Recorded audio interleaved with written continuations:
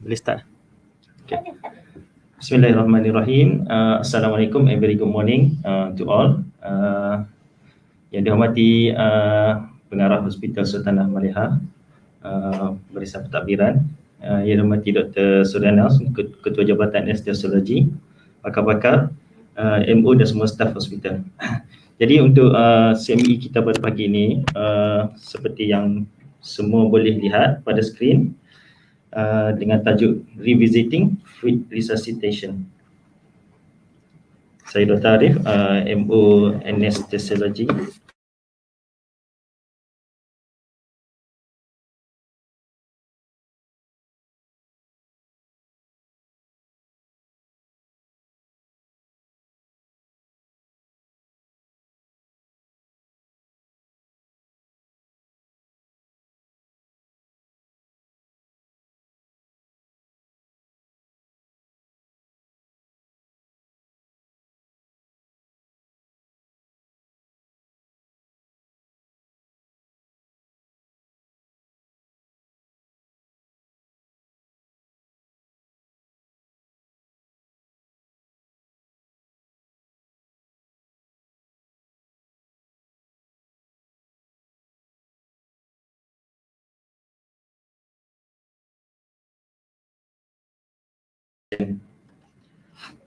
For introduction,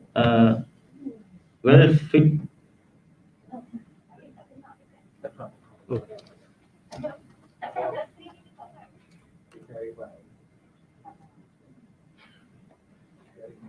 Sabar.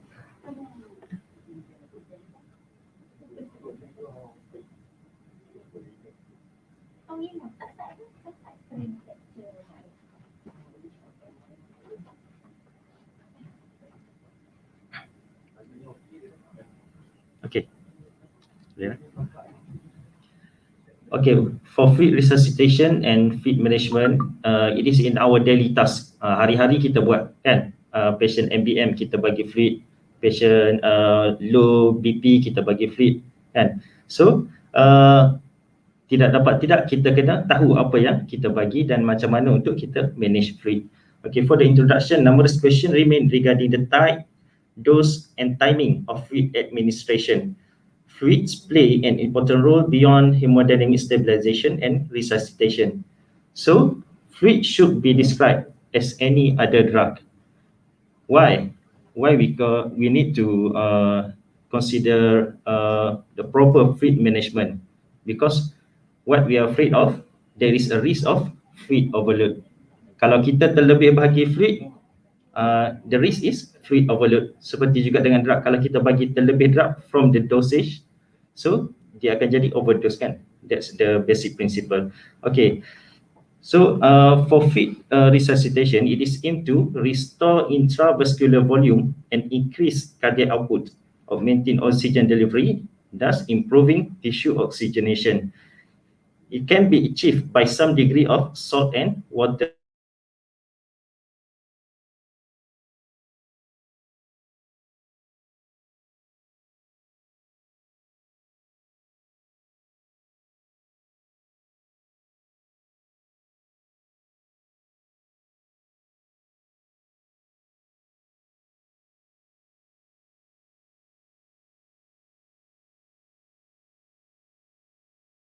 We are in septic shock. Actually, the changes in the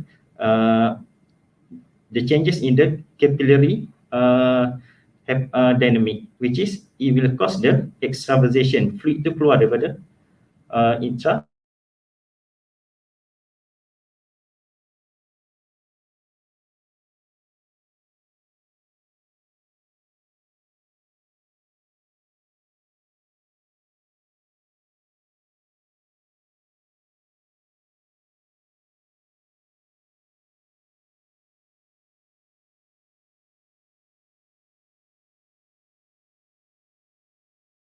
Get 10% of fluid accumulation associates with worse outcomes. Peripheral and generalized edema is not only of cosmetic concern but harmful to the patient as a whole, as it can cause organ edema and dysfunction. So bear in mind that fluids are drugs and edema is akin to a drug overdose. Okay, this is a vicious cycle of septic shock resuscitation. Okay, so like I said, once patient goes to hypovolemic shock, kita boleh nampak kan, once patient in shock,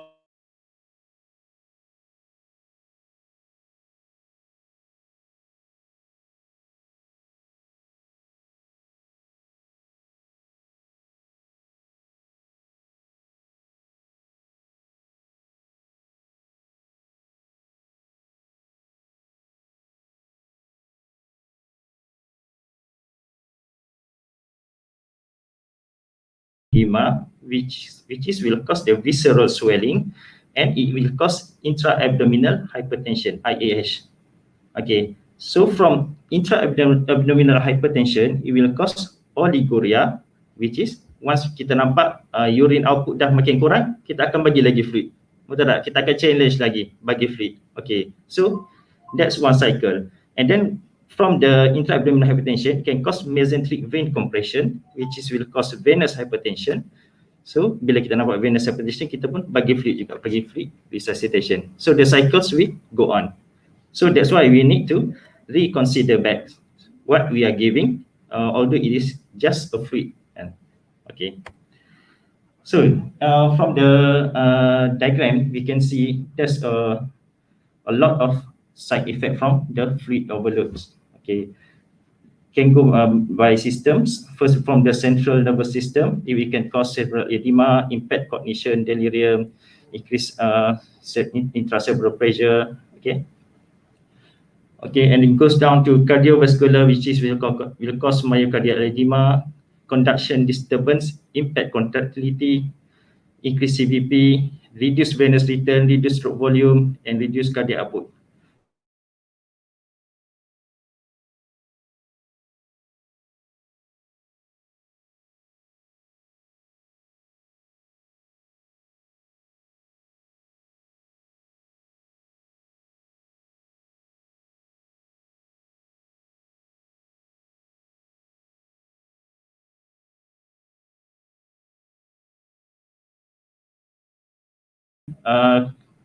Clinically, we see patient as patient SOB, patient tachypneic, patient cannot sustain saturation. Okay.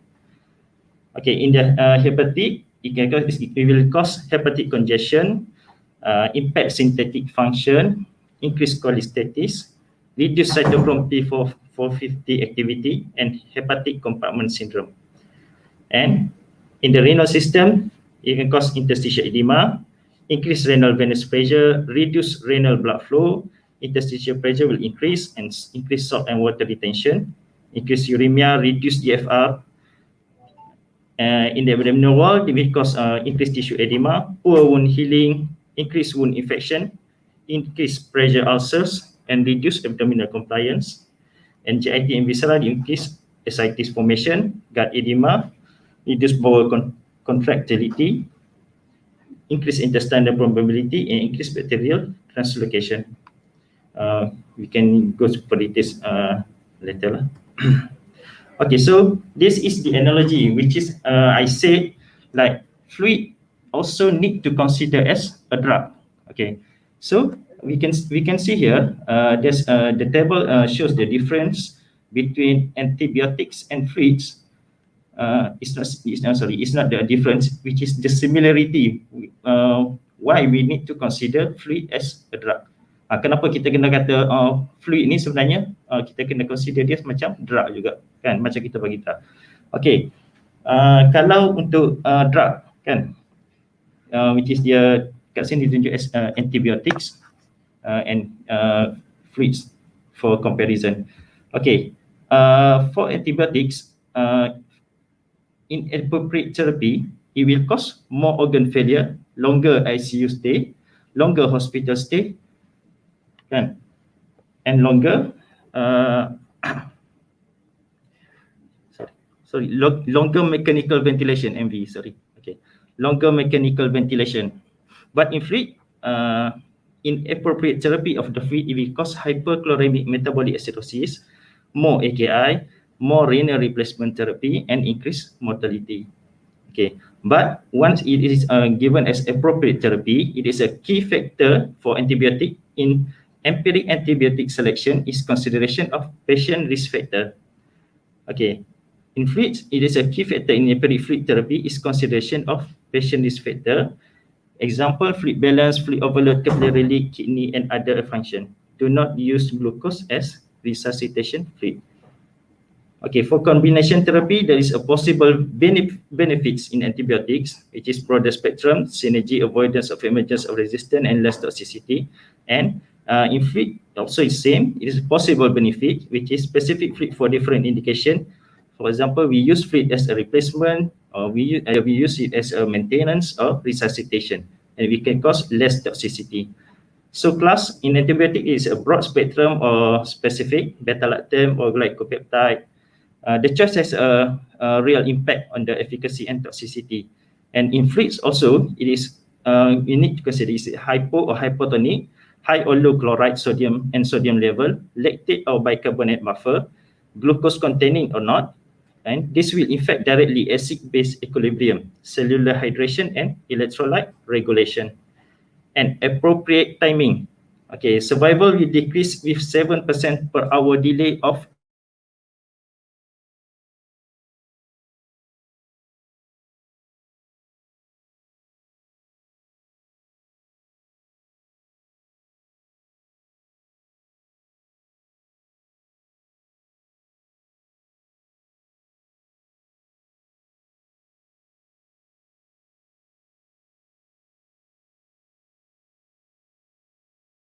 distribution, volume, clearance, kidney and liver function, albumin level, and tissue penetration. While in fluid, it depends on the type of the fluid. Either is it crystalloid or colloid, okay? And also distribution of the volume, osmolality, oncoticity, and the kidney function. Pharmacodynamics, which is reflected by the minimal inhibitory concentration in antibiotics. And in fluid, it depends on the type of fluid and desired location. Okay. Toxicity. Some antibiotics are toxic to kidney. Advice on a dose adjustment is needed. However, not getting infection under control is not helping the kidney either. Okay, same for the fluid.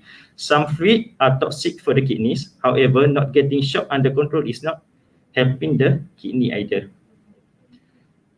For the duration, there is no strong evidence but trend towards shorter duration of antibiotics. Do not use antibiotic to treat fever, CRP, or chest X-ray infiltrate, but use antibiotic to treat infection. Okay, no strong evidence in fluid, but trend towards shorter duration. Do not use fluid to treat low CVP, MAP, or urine output, but use fluid to treat shock. Treat to respond. Stop antibiotic when signs and symptoms are resolved. Okay, fluids can be stopped when shock is resolved. Future role for biomarkers need to consider. And de-escalation or monitoring. For antibiotic, we usually take culture first and have the guts to change a winning team, which is kita tengok kalau based on the sensitivity lah. Okay, that's in antibiotic. And for fluid also same, after stabilization, okay, once the shock is resolved, so we need to stop resuscitation and maybe we need to consider for maintenance and the escalation of the fluid. Okay, for we go through before, which is 4 Ds of the fluid therapy. First is D. First D is considered as drug. Okay, fluids are drug. There's a lot of choices of fluid. Okay, crystalloid versus colloid, unbalanced versus balanced, synthetic versus blood derivative, intravenous or oral electrolyte composition, metabolically active compounds. Okay, so basically in our setting, I can divide crystalloid and colloid, which is crystalloid. In our setting, we have normal saline, we have Hartmann's, 5% dextrose.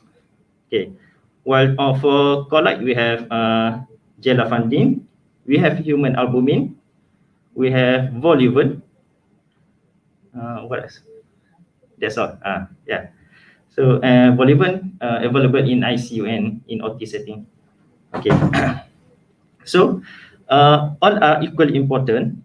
So the clinical factors is based on the patient's underlying which is either they have the kidney or liver problems based on the albumin levels and acid-base equilibrium.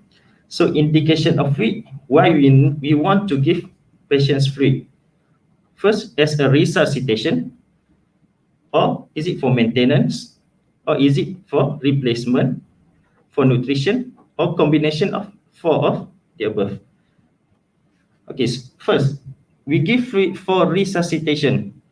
In theory, the choices between crystalloid and colloid should take into account the revised Darling equation and glycocalyx model of transvascular fluid exchange. Okay, when the capillary pressure is low, albumin or plasma substitute has no advantage over crystalloid solution since they all remain intravascularly. Okay, mostly there is colloid mostly will remain in intravascular longer, much longer compared to crystalloid. Okay, however, glycocalyx layer is easily disrupted by surgical trauma-induced inflammation or sepsis, or with rapid infusion of fluid, especially saline. Risk of transcapillary leakage will increase, which is albumin leakage, and will cause the tissue edema. The risk may evolve to we call as global increased permeability syndrome, GIPS, which is a state of ongoing fluid accumulation with combination of new onset organ failure, macam yang dalam gambar tadi lah, a lot of organ failure. Okay, hydroxyethyl starch ataupun voluven is contraindicated with patient septic shock, burn, acute or chronic kidney injury, but can still be used in patient with hemorrhagic shock or post-operative trauma. Yang ni doctors and staff nurse please take note. Kadang-kadang tengah kalut-kalut do resuscitation, kadang-kadang MO pun terlupa, nak minta voluven, tapi patient ialah patient septic shock ataupun patient ada chronic kidney disease. So tolong ingatkan balik doktor patient ni CKD kan. Patient ni betul ke doktor nak bagi voluven? Reassure balik, kadang-kadang doktor pun terlupa. Okay, so fluids with albumin we usually use for patient with hypoalbuminemia. Yang ni based on our investigation. Okay, and then glucose should never be used as resuscitation fluid. Sama juga macam tadi lah kan. Voluven tu kita kena ada dia punya contraindication. Okay, glucose should never be used as a resuscitation fluid. Unbalanced normal saline should never be used in large volume as it carries risk of hypernatremic, hyperchloremic metabolic acidosis, acute kidney injury and death. Okay, what is said as large volume we will see later. Okay, use of balanced solution help to reduce the risk. Okay, dan sekarang kita ada balanced solution. Contoh yang kita ada balanced solution dekat hospital kita ada sterofundin. Okay, sterofundin ada dekat ICU, ada dekat OT pun ada. Okay, fluid as maintenance. Okay, to cover basal daily requirement of water, glucose and electrolytes. So usually water we need 25 to 30 mils per kilo per day, potassium 1 millimole per kilo per day, sodium 1 to 1.5 millimole per kilo per day, glucose 5 to 10%, 1.4 to 1.6 gram per kilo per day to avoid starvation, ketosis. Okay, and then it comes hypotonic versus isotonic solution. Hypotonic solution in children carries the risk of hyponatremia and neurologic complication, while isotonic solution in adults results in more positive fluid balance as compared to hypotonic solution. Okay, jadi dia buat study lah, compare between isotonic dengan balanced solution, and isotonic solution will cause more positive fluid balance compared to hypotonic solution. Patient with isotonic solution has lower urine output compared to hypotonic solution due to decreased aldosterone concentration, which cause high volume expansion, and hypotonic solution are not associated with hyponatremia and hypokalemia. Studies were done. Okay, drug need to be administered to correct fluid deficits that cannot be compensated by oral intake. Yang ni kita take fluid as a replacement. Okay, contoh what we need to replace, contoh from the drains of stoma, fistula, hyperthermia, open wounds, polyuria, which is salt wasting, nephropathy, cerebral salt wasting, osmotic diuresis, or diabetes insipidus. Okay, several guidelines advise to match the amount and composition as close as possible. That's why we need a proper IO charting. Okay, dekat ward pun sama, dekat ICU ke, dekat mana-mana setting pun, we need a proper charting. Even dekat ED sekalipun. Okay, okay. So, the guidelines basically, we need to match the amount and composition as close as possible. Okay, replacement fluids are usually balanced isotonic solution. In patient with fluid deficit, due to a loss of chloride-rich gastric fluid, high chloride solution like saline might be used as replacement fluid.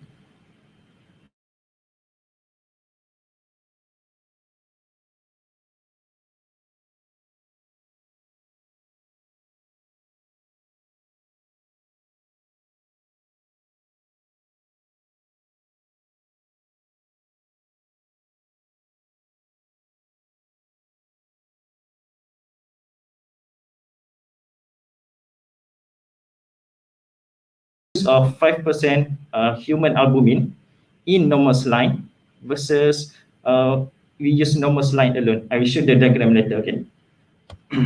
Okay, and first D is dose.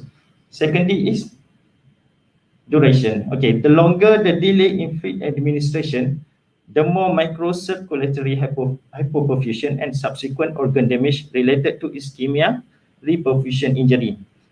Okay, there is a chart there which shows the studies regarding different duration of fluid.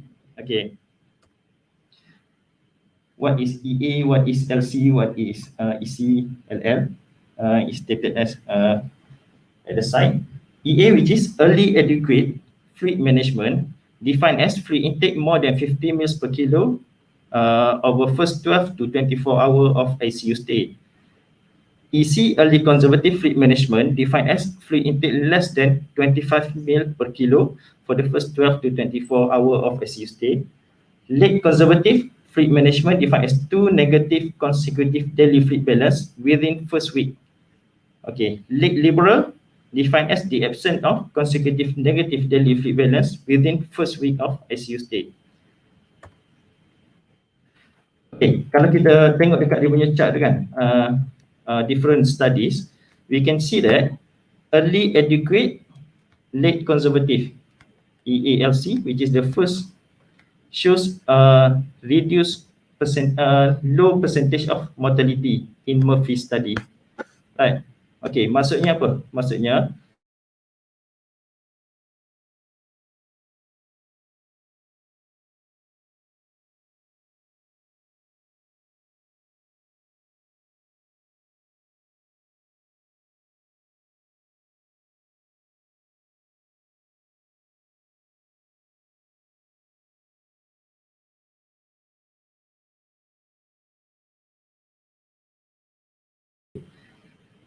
that's the best outcome of the mortality lah.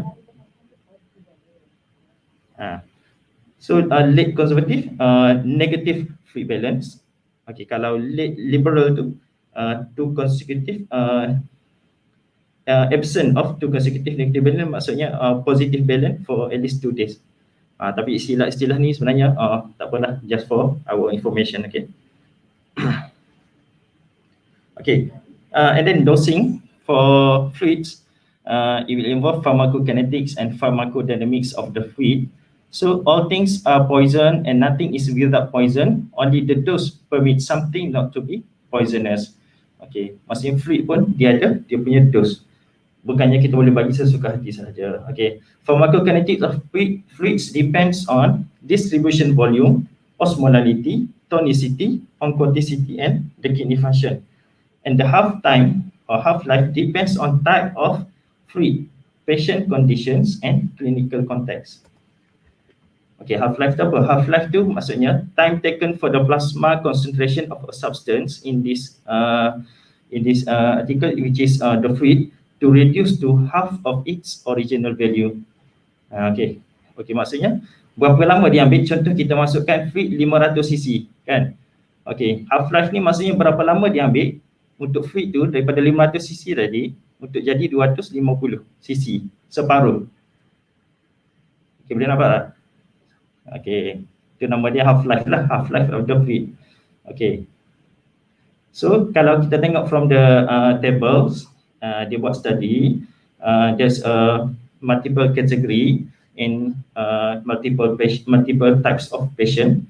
Okay, contoh kita boleh tengok sini kalau dekat volunteers di atas sekali, volunteers in healthy adults, which is in 24 persons, use of glucose 2.5%, the half-life is 19 minutes. Okay, but compared to healthy adults where we use plasma down below in 15 persons, the half-life is 197 minutes. That's the difference. The difference is between the type of the fluid. First, it gives glucose, and the next, it gives plasma. That shows the half-life of the different types of the fluid. Okay, so it related to the patient itself. That's why it studies in healthy adults and in pregnancy, and the pregnancy in normal pregnancy, in patient in pre-eclampsia, and before cesarean section. Okay, the half-life is different. Maksudnya dalam orang yang berbeza, dalam penyakit yang berbeza, condition of the patient yang berbeza, okay, dia ambil masa yang berbeza. Bukannya kita kata kalau kita bagi 500 tu, 500 fluid, after 1 hour, dia akan jadi 250 dalam setiap orang, bukan? Boleh faham kan? So, they depends on the patient's conditions. Okay, theoretically, okay, this is the theoretical distribution of IV fluids on infusion. Okay, we can see that the first picture shows glucose 5% and then sodium chloride, saline 0.9%, balanced crystalloid and colloid. Okay, ke mana fluid yang kita bagi tu? Jadi actually bagi gambaran kepada kita secara teori, ke mana fluid yang kita bagi tu pergi ke dalam different parts of the body. Okay, kalau kita tengok glucose 5%, we give 1 liter. Okay, we give 1 liter, 600 mils ataupun 60% daripada 1 liter tu it will go to intracellular. Okay, compared to colloid, we give 1 liter, all the 1 liter will stay in plasma volume. Okay, same as saline 0.9%. Saline 0.9%. So most of them, 820 mils, will go to interstitial and lymphatic. Okay.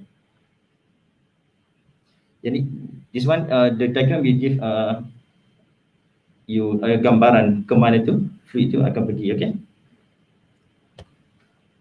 Okay, and then goes to pharmacokinetics and pharmacodynamics of fluid. Yang ni mungkin nampak macam pening sikit ke, banyak-banyak gambar aja. Okay, sebenarnya for the graph, it shows that first yang A punya graph tu kan, it shows when we give infusion of fluids, okay, in different types of patient. Kalau tengok yang graf yang atas sekali yang A, graf ni menunjukkan plasma volume expansion against the time. Okay, so in hypovolemic shock, yang atas sekali punya curve, yang dash dot tu, okay, after 60 minutes of infusion, dia study, dia bagi 2 liter ringus lactate kepada patient, and dia bagi 2 liter ringus lactate to different types of the patient, which is hypovolemic shock, intermittently after anesthesia induction, in anesthesia and surgery, and conscious volunteer. Okay, in hypovolemic shock, after 60 minute infusion of 2 liter ringus lactate, okay, we see that the volume expansion is very high, up to 1.6 liter. Okay, and then it goes down as it distributed. Okay, but in conscious volunteer, the lowest curve, it shows although we give 2 liters, okay, after 60 minutes of infusion, the plasma volume expansion is just about 400 mils. Nampak kat sini dia nak menunjukkan kesan kita bagi walaupun kita bagi same amount 2 liter, tapi dekat patient yang berbeza. Contoh kita bagi dekat orang yang sihat, yang bawah sekali conscious volunteer, dengan patient dengan dapat hypovolemic shock yang atas sekali kan. Maksudnya kalau bagi kat saya 2 liter, okay, dia tak akan expand the plasma volume higher compared to the patient in hypovolemic shock. Okay, in graph B, it shows different IV fluids. First curve, it shows 1 liter of colloid after about 15 minutes. 15 minit, kalau tengok daripada bawah tu dia naik sampai atas tu lebih kurang 15 minit of colloid, and it will stay, yang tu colloid kan. Okay, yang atas sekali, yang B atas sekali, it will stay in intravascular. Okay, but if we give crystalloid, 1 liter of crystalloid, the volume expansion will goes up to 750 after 15 minutes, and then it will distributed, same as glucose. Okay, and this graph, banyak betul graph kan. Okay, so this graph, it shows different berapa lama kita bagi. Okay, yang solid line tu, yang solid curve tu, yang tu colloid, yang dash tu crystalloid. Okay, untuk colloid dalam 30 minit dia bagi, it will goes up to more than 500.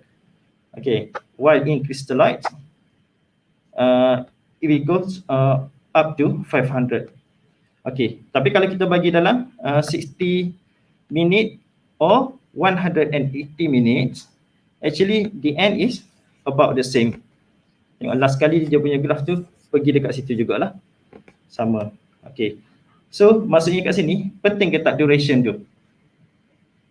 Penting ke tak? Penting lah kan duration kita nak bagi tu. Okay, kadang-kadang kalau tengok ada doktor ada 1 pint over 1 hour, tapi ada setengah doktor ada 1 pint over 2 hours kan. So it based on your clinical judgment. Okay. Okay, what is the effective dose of IV fluid? What is the desired therapeutic effect? What is the therapeutic window? It is remain unanswered. Kalau tanya saya ke, tanya siapa pun, actually there is no exact answer berapa banyak kita nak bagi kan. Yang tu kita tak boleh nak cakap kan. So based on the Frank-Stanley law, which is a dose effect curve for standard medication, what is the effective dose, what is the lethal dose kan, ED50, LD50 atau apa yang tu, it depends on the particular patient and specific condition. Okay, the probability of heart to respond to fluid varies along the short time course. Fluid responsiveness, thus pharmacodynamics of fluid must be evaluated regularly. Fluid responsiveness is a significant increase of stroke volume or cardiac output in response to fluid, at least 15%. Okay, the adverse effect macam tadi lah, global immobility syndrome ataupun ARDS. And the fourth D is de-escalation. When to consider withhold fluid or withdraw fluid resuscitation. Duration of fluid therapy must be short. Kalau boleh kita tak nak bagi lama-lama fluid resuscitation ataupun fluid therapy. Okay, so the volume of fluid must be tapered down as soon as shock resolve. Failure to do so will lead to fluid overload. And this is the 4 phase of fluid use. First is resuscitation phase, and then optimization phase, and then stabilization and evacuation. Okay, when to start, when to stop, when to de-escalate, when to stop the resuscitation. Okay, in septic shock, there is 2 phase, ebb phase and flow phase. Okay, ebb phase, apa yang terjadi dalam ebb phase, it is hyperdynamic shock with decreased systemic vascular resistance, increased capillary permeability with severe absolute or relative intravascular hypovolemia. Okay, surviving sepsis campaign suggests us as 30 mils per kilo within 3 hours. Okay, in NICE clinical guidelines, dia bagi recommendation for patient outside of the critical care units, it recommend giving fluid bolus of 500 ml of crystalloid over 15 minutes up to maximum of 2 liter. But we need to check serial blood pressure after every bolus to assess for fluid responsiveness, and seeking expert advice if unsure. So kalau dah try bagi dekat ward, bagi fluid bolus tapi tak nampak respon, better to refer to yang lebih ni lah, expert lah. Okay, this equates to 25 mils per kilo per week over 1 hour in a 70 kilo patient, ataupun 40 mils mil per kilo over 1 hour in 50 kilo of the patient. Actually dia tak lari jauh sangat dengan yang sepsis guideline tu lah. And kalau patient 70 kilo, sama juga 29 mil per kilo, lebih kurang dengan sepsis punya guideline. In flow phase, after the initial stabilization, body start to mobilize the excess fluid spontaneously. Example as AKI, it goes to polyuric phase. Increased metabolic turnover, increased innate immune system, hypercatabolic metabolism, increased energy expenditure and oxygen. Okay, and first resuscitation, which is we use in at phase of shock, yang mana kalau masa tu dia kita akan nampak hypotension, which is hypovolemic. It is used as in early adequate goal-directed fluid management strategy. The goal should be individualized for every patient based on evaluation of need of fluid and patient pre-morbid condition. Okay, at the very initial phase of shock, we need to start the fluid resuscitation. Okay, significantly increase cardiac output in almost all cases. That is our aim. Once kita bagi fluid, dia punya respon, kita nak increase in cardiac output. Okay. However, the likelihood of fluid unresponsiveness is high after the initial bolus of fluid. Okay, apa itu fluid bolus? Fluid bolus is a rapid infusion of fluids over a short time. Usually the minimum amount is 4 mils per kilo is needed to increase the backward pressure of venous return. Maksudnya sini, at least kita perlu 4 mils per kilo of fluid untuk kita nampak changes in the venous return. Okay, therefore we need test to confirm fluid responsiveness. Okay, there's a few tests that we can use to assess the fluid resuscitation. First, passive leg raising test. Yang ni biasa boleh buat dekat mana-mana setting pun. Okay, dekat ward boleh, dekat ni pun boleh, dekat ED ke, dekat ICU, dekat OT semua boleh buat. Passive leg raising test, saya rasa mostly semua dah tahu, which is when kita ask the patient to lie flat and then we raise the leg or lower limb and with the monitor of the BP. Okay, kita ambil BP sebelum kita angkat kaki dan kita akan ambil BP selepas kita angkat kaki. Kalau kita angkat kaki, kita nampak beza dari segi BP, maksudnya sebelum kita angkat kaki tu dia punya BP low, lepas kita angkat kaki tu kan nanti kita dapat increase BP, which is show that kalau kita bagi fluid actually dia akan respond. Sebabnya leg raising ni maksudnya kita angkat kaki tu dia lebih kepada nak macam kita bagi more fluid to the upper body or the heart lah, increase the venous return. Okay, so that's mean kalau kita bagi fluid it will respond usually like that. But kalau kita buat passive leg raising test ni, kita buat negatif, sama aja BP sebelum dan selepas. So we may need to not consider giving fluid. Okay. There's an expiratory occlusion test. Yang ni saya tak ni sangat sebab tak semua orang boleh praktis. An echocardiography, subaortic velocity time index allows measurement of stroke volume. And we also use lung ultrasound. Can be used to detect pulmonary edema, but once it shows pulmonary edema, it shows that there's maybe overlooked that. Okay. Okay, when to stop fluid therapy? Fluid administration should be stopped when fluid responsiveness test became negative.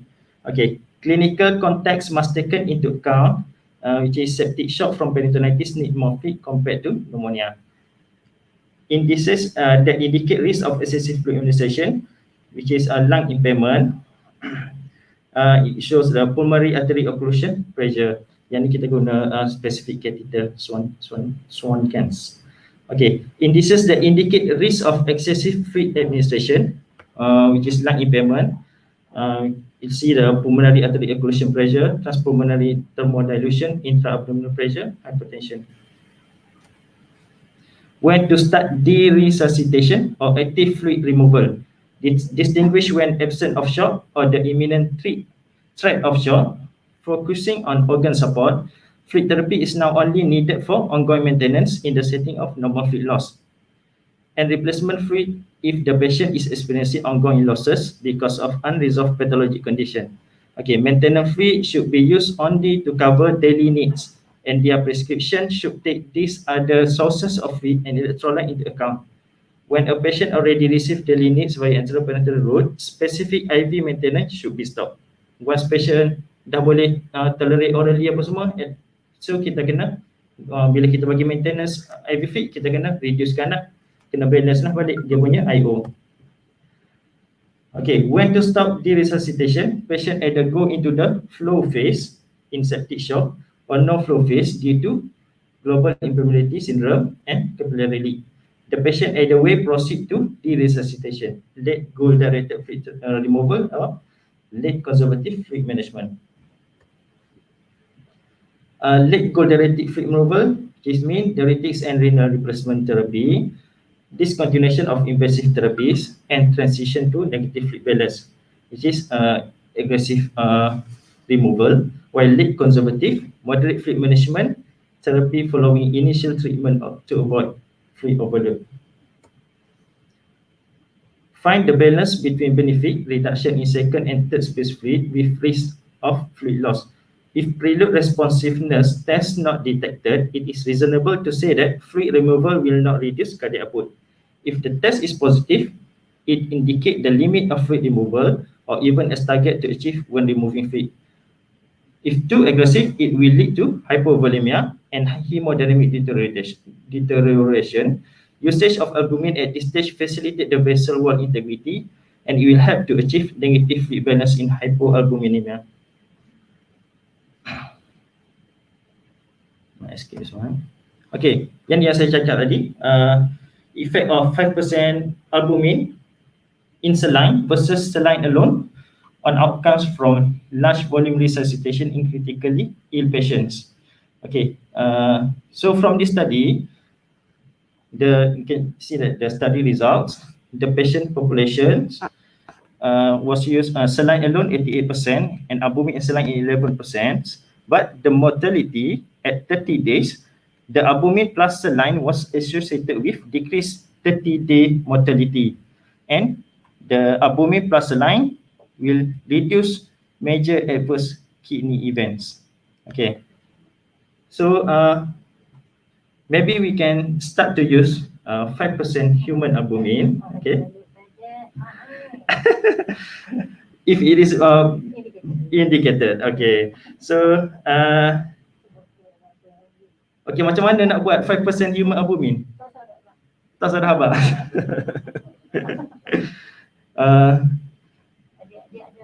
Bolehlah sharing information. Macam mana kita nak prepare 5% human albumin, 5% albumin in normal saline. Okay, we have 1 pint of normal saline, 500 cc kan? 1 pint normal saline 500 cc. Okay, we will take out 200 ml, buang 200 ml. So kita ada 20% human albumin usually come in a vial of 100 cc kan? Okay, human albumin 20% tu 100 cc. So kita ambil 100 cc, masukkan ke dalam normal saline yang dah tinggal 300 tadi. Okay, so dia akan jadi total 400 cc. So daripada 20% tu 400 cc dia akan jadi 5% lah. Okay lah. Nak try boleh PICU. Nak try buat, tapi kalau kami nak guna lah.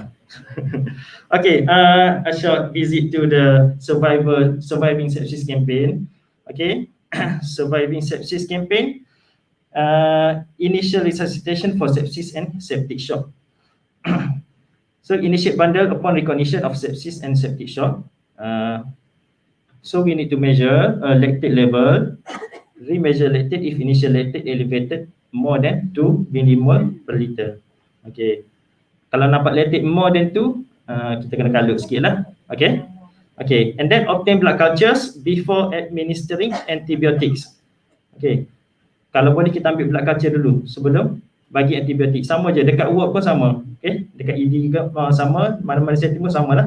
Okay, administer broad spectrum antibiotics and then we can begin rapid administration of 30 ml per kilo crystalloid for hypotension, or if lactate shows more or equal to 4 millimole per liter.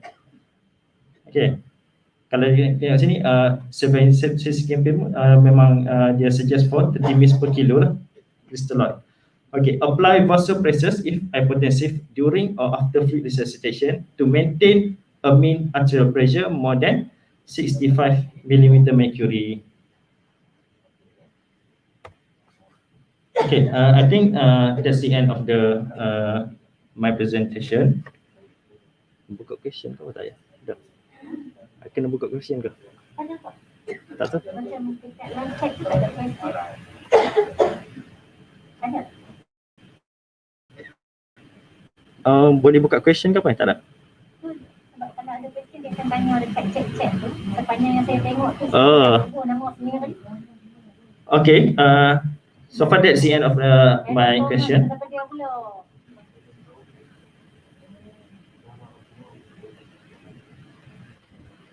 Okay. Okay, so far I don't see any question. Okay, with that, thank you for your time, and I hope we gain something from this CME. Okay, thank you.